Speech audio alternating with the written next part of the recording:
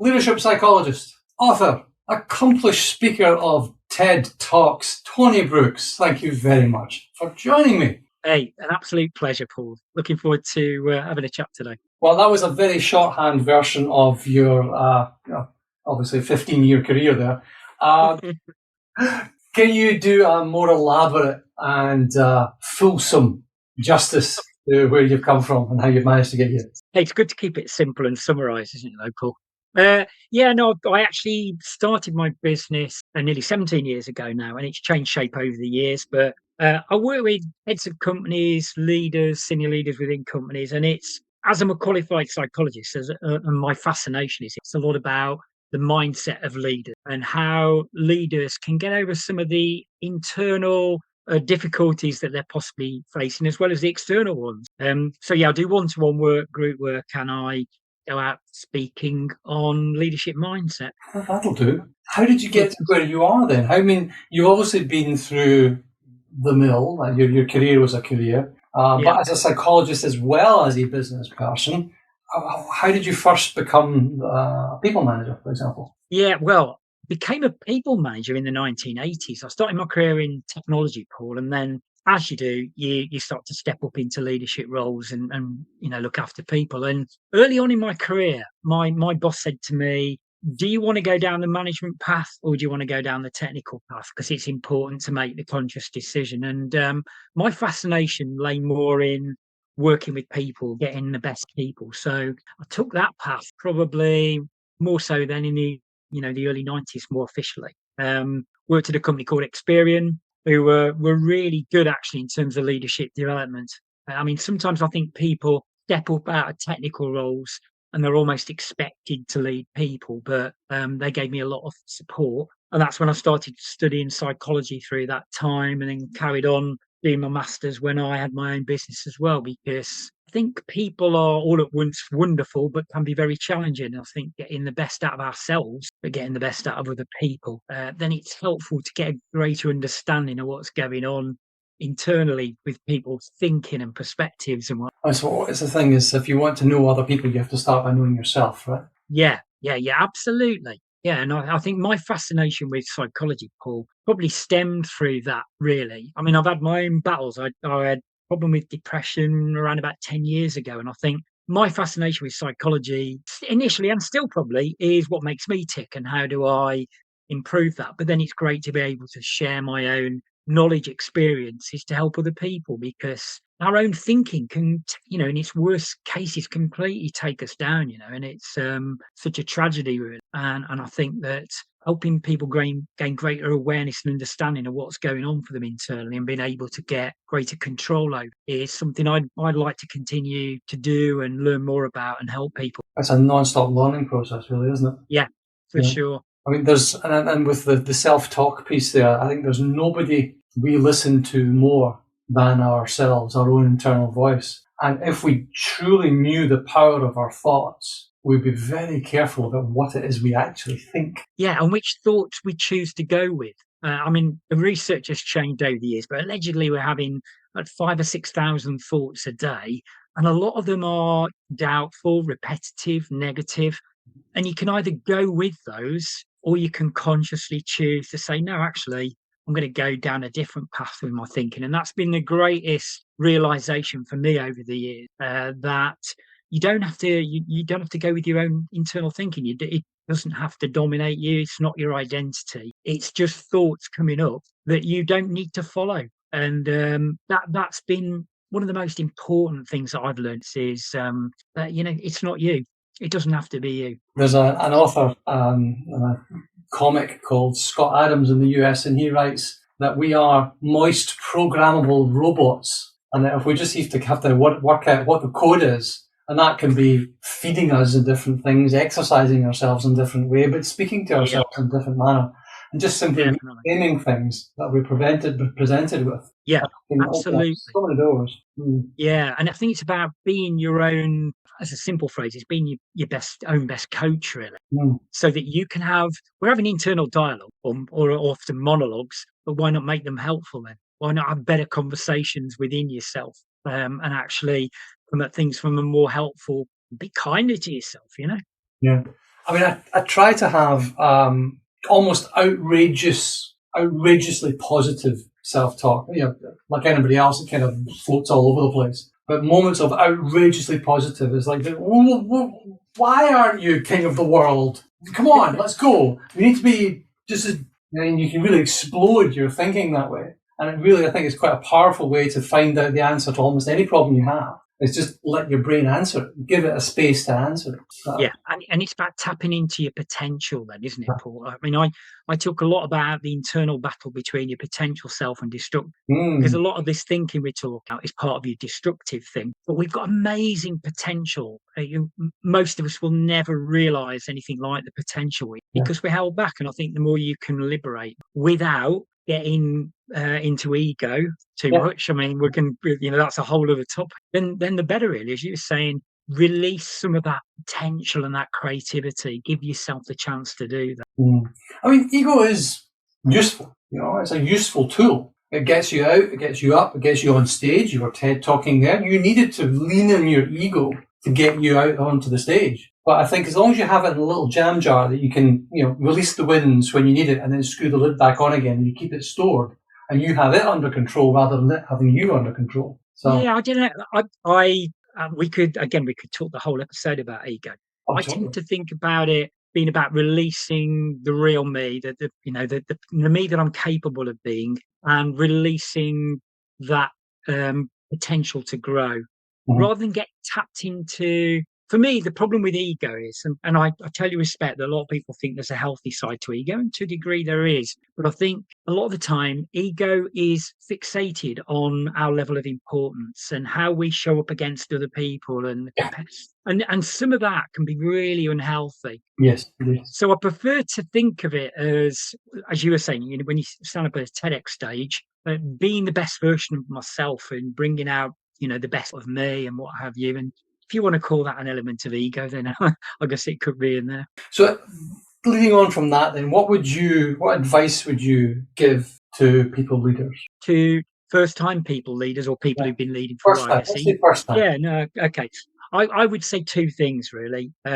Think that seek support to help your development, and that can come in all forms, can't it, Paul? It could be picking up books to read, going on webinars. It could be finding people in the organization who can be mentors for you, people who are doing certain things well that you can learn from. More officially, it could be pushing to get training, could be having your own one-to-one support. All of those things, I think, almost be a sponge as a leader and seek knowledge and advice and methods to help you improve. And on the flip side of it, from a psychological point of view, talking to a fairly new leader yesterday, and I was saying, have faith in the fact that you will continue to grow right the way through your journey as a leader. You'll never be perfect. You'll never be the finished article. But by doing some of those things, tapping into support and what have you, know that you continue to improve and grow and develop through time, and have faith in that. Because I think some people get into a leadership role and we could talk about imposter syndrome as well. Imposter syndrome might flag up. We're going to be found out. We're not good enough to do it, whatever. You're not expected to be the finished article, and you shouldn't expect yourself to be the article, but you're there on potential and what you can do. And like you said, if you can open up your mind to all the things that you can learn and do to improve, then that's a great journey to be on. If you stop learning, you start dying. Yeah. If you don't grow, they are dead by definition. So then, leading on from seeking support to help your development, what sort of how-to advice would you then give as first aid for a new manager? How would you put this into practice? What the 3-step program to?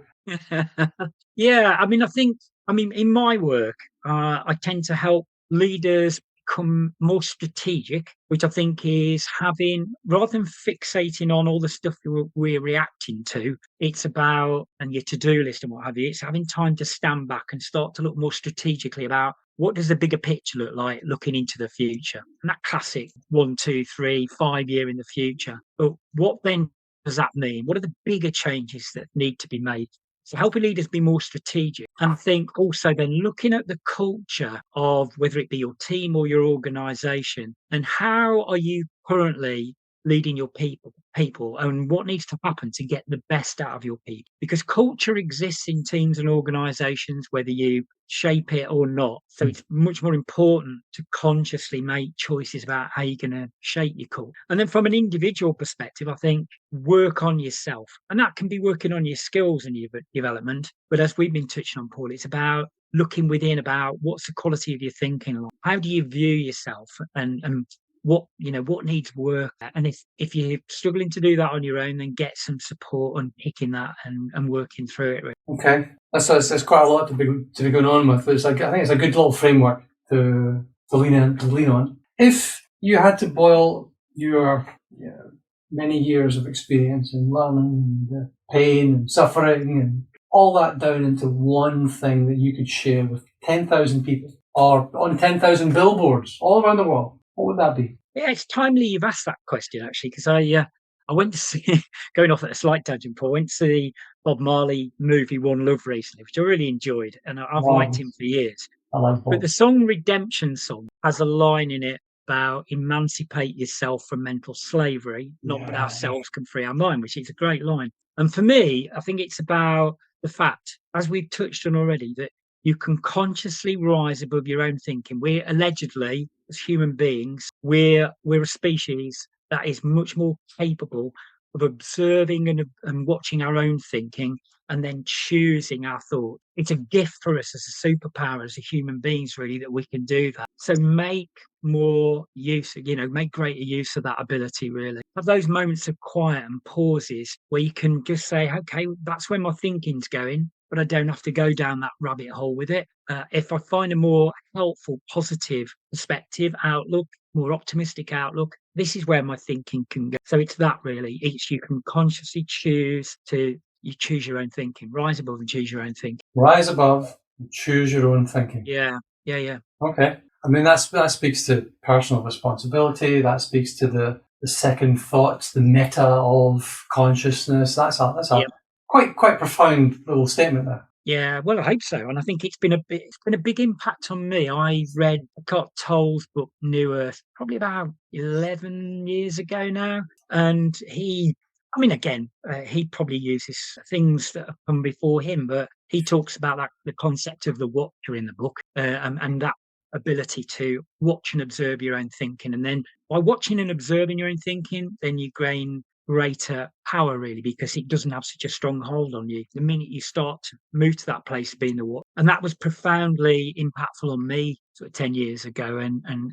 stuck with me. And I think through time, that's been the most important thing for me in terms of keeping on top of my own internal thinking. So how does that then feed into the idea of survival thinking? I mean, well, tell us, number one, what you're working on right now. Yeah. Well, as you touched on, I had a TEDx talk go live this week. So I delivered that in January and it went live on YouTube last week, called Unleashing Your Creativity by Escaping Your Thinking. And then I've got a book called Survival Side coming out in April, on April the 11th. And what I talk about is the fact that a lot of this more destructive thinking that we're talking about, in my opinion, emanates from our survival instinct. Because if you go back to the origins of our species, what they were preoccupied with was physical threat. It would be things like saber-toothed and physical threat. But in modern life, it's more about, we go more internal and we start to look for where we're weak or vulnerable and there may be flaws in us. And so our monitoring of the environment is more about looking at to us from almost a more psychological. We're worried about our happiness, our practical survival rather than physical. And then I sort of going through that, I've come to a view that there are 5 manifestations, particularly if we talk for leaders, which is imposter syndrome, ego, topic you and I were talking about a little while ago, defensive mindset, group behavior, and negative self. And these are the kind of things that can play out for human beings generally, but those 5 things in particular for people in leadership roles and people stepping up into leadership, that's where they can start to come through. In my opinion, they're all fed by survival, but they can play out and they can hold people back and they cause all sorts of problems. And so in my book in particular, because the TEDx talk is obviously 15 minutes and it shares some message around that, but in the book, for me, it's about people gaining greater understanding about how and why these things are playing out. Because through understanding, you can then, again, you can start to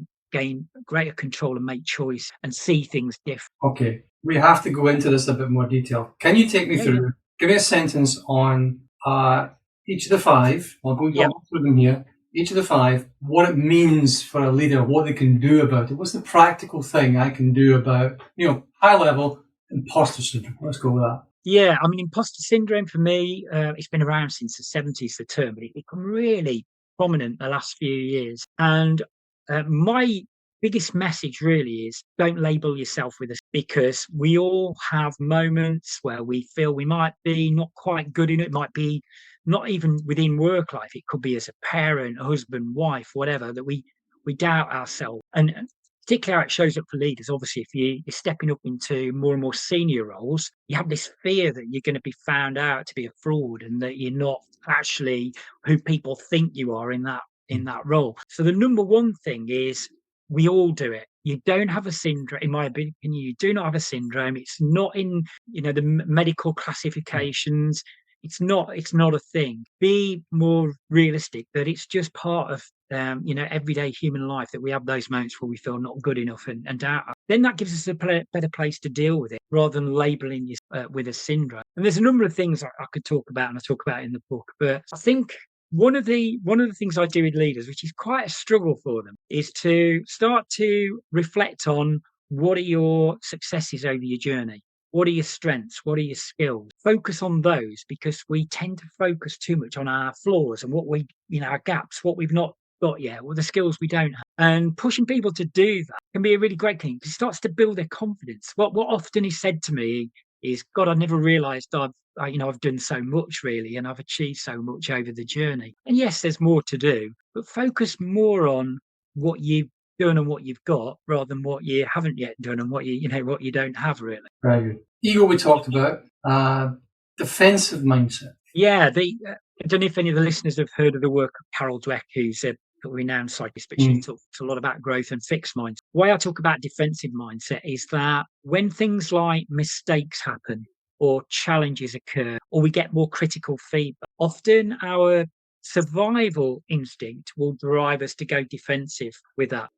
We find feedback threatening, or if a mistake's made, we beat ourselves up. We're really tough on us. And so again, I think that defensive mindset can play out in all sorts of ways around that. And it is about shifting out of that and realizing that our growth comes once we start to embrace feedback, once we start to realize we all make mistakes and we can learn from them. And it's flipping perspective again to say, it's gone defensive, but I can get out of that. And often defensiveness will put us into comfort zones as well. It will make us not want to step out and try new things, because we'll find it threatening. So realizing you're going defensive, and again, it's quite normal, but then taking steps to move yourself out. And I think things like feedback, it's never great to get feedback that says you went wrong there or whatever, but actually you learn from that, and you learn and grow. In the book, I share one story about Lee Dixon, who's an ex-footballer who I met on holiday once. But I always remember him being interviewed on telly, and he said that the English football team learned more from their defeats than their victories. And with the England football team, there's been a fair few of those over the years. I've learned a lot. But it is about getting into that mindset that says, okay, that didn't work out, but what do we learn from it? How do we make sure we grow and we develop? And I think as leaders, that's a really important. I think I've certainly learned more from the harsh feedback that I've had than from all the praise. And of course, there's been lots of praise, right? But it's when somebody's actually willing to lean in and say, no, that sucked really badly, and this is why. Yeah, that's still smart in some cases. I might not think it's entirely justified, but I'm going to learn from it. Yeah, no, for sure. Yeah, and there's a tiny reframe that I like, is instead of saying feedback, I prefer to say observation. Hey, yeah. So because if you say, I've got some feedback for you, that's your instant reaction is to shut down and say, I don't want to hear this. But rather than just saying, I've got an observation, as in, I've just watched you do something. Can I share an observation with you? Yeah, sure. Can I share some feedback with you? No, thank you. Well, and people have the word appraisal, the word feedback. People have, words have power. I we really do. like that, Paul. I think that's great. I've not Yeah. thought of it that way. That's a great thing to do, actually. But because I say some words are quite charged, really, aren't they? Emotionally charged, and Yeah. feedback is one. Appraisal is definitely another. Asking I don't like why, using it. Sorry. asking people why is always quite a difficult one. Rather ask Yeah, people what yeah, yeah, or how. How did we get to this point?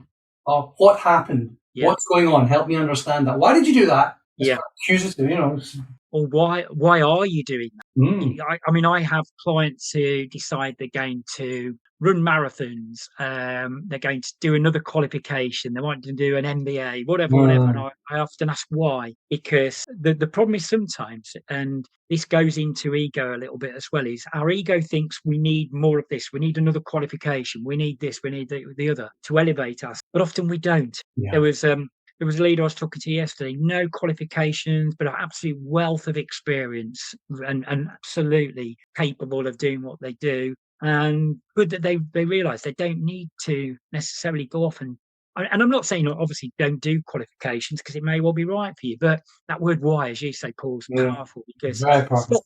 stops you. There was a client of mine recently doing a marathon. I went, why? Why are you doing it? Because it's good to challenge ourselves and just think, am I doing it just to prove myself for something, or is there a really good, valid reason? I say could well be either or. Fine, yeah, like that observation. I'm going to take that away Yeah. myself. It's a good one. I mean, it took me a long, long time to work out that the reason for doing you observe yourself, observe your own actions. But the reason I was doing many, many things was I was desperately seeking approbation, desperately seeking approval from Yeah, random people. yeah, That. And realistically, when I talk to my kids now, and I've got a 10 and a 12-year-old, the list of people that I genuinely want to seek approval from is very small. It includes my mum. That's about it, really. My wife, my kids, God. That's a list. It's a short list, but a meaningful one. The rest of the world can go hang. yeah. No, I get that, and I think it's the most important to focus on is your own self approval. Yeah. And I had a big decision to make over the last few days and went a particular way. And I look to be guided by my own values, Mm-hmm. definitely rather than ego again, Paul. Mm-hmm. And it was good. And I came to a decision, and that was fine. And my dad passed a long time ago, but I still have conversations with him though, and I think Mm-hmm. still, look for my mom and dad's approval, even though they're not physically with me. So I can get that a lot. I mean, I think so. But I think going within and looking for yourself, prove of what you're doing first, because that's all part of that journey of liking, loving yourself, being happy with yourself. So when you had the big decision to make there, and yet you still put the shirt on. I mean, for those of you listening in black and white, Great shirt. it's It's a great magnificent. shirt. It's magnificent. I'm having shirt envy. I tend to wear the white jobs just for the professional stuff. Hello. I love it. Is there a book other than, of course, your own book, the title of is which? Well, it's called Survival Psychology. Survival Psychology. The link is in the description of this episode. You can get it on all the usual suspect places, I'm sure. Is there a book that you recommend or you gift more than any other? I guess the book that I've already touched on, which is most impactful for me, was New Earth by Eckhart Tolle. And that is the one that I would, if something, as a book that I know it's slightly cliche, but almost life changing, then that was the one so impactful for me. I think that it's not necessarily a book for everybody. There is I wouldn't say deeply spiritual side to it, but there's an element of spirituality in the book as well, because he's of that, he's that kind of speaker and author. But it's a fascinating delve into the human side, and I think anybody would find it an interesting. Is there something you'd like to thank your younger self for doing? Oh, thank my youngest. I think actually I've still got some really good friends from school. You and I were talking about celebrating big birthdays Yeah. earlier, weren't we, Paul? And I had some of my old school friends at my 60th birthday celebration not long ago, and I think what I would thank my younger self for was making some great lifelong friends, Yeah. because it can be a lonely journey sometimes, life, can't it? And I think having people in my business network who've become friends as well, brilliant. But if I go right back to my youngest, I made some really great friends at school and university and whatever that I'm really pleased to say that, still connected with. That's superb. That's superb. Just before we wrap up, how would you like to be remembered? How would I like to be remembered? I think a few things really. I think somebody with a good heart. Funnily enough, as well, somebody who was honest and always did what they said they were going to do. So I think a lot of people don't, and I don't always 100% do that. I strive to do that very much. And I think somebody who brought change some people's ways of thinking, had an impact on people by just changing their outlook on life or the way that they looked at life for themselves would be a great. And then very lastly, how can people find you? Yeah, so I've got, two simple things really, Paul. I've got a company website, but I've got my own personal website called thetonybrooks.com, and that's Brooks without an E, so TonyBrooks. But better on LinkedIn, really. Where I'm there as Tony Brooks as a leadership psychologist. It'd be great to connect with people. And if it's triggered any thoughts today, our conversation, Paul, then it'd be great to hear people's thoughts on that. Or if they've got any questions, that would be brilliant. Marvelous. Tony Brooks, thank you very much indeed for joining me. And thank you for inviting me along, Paul.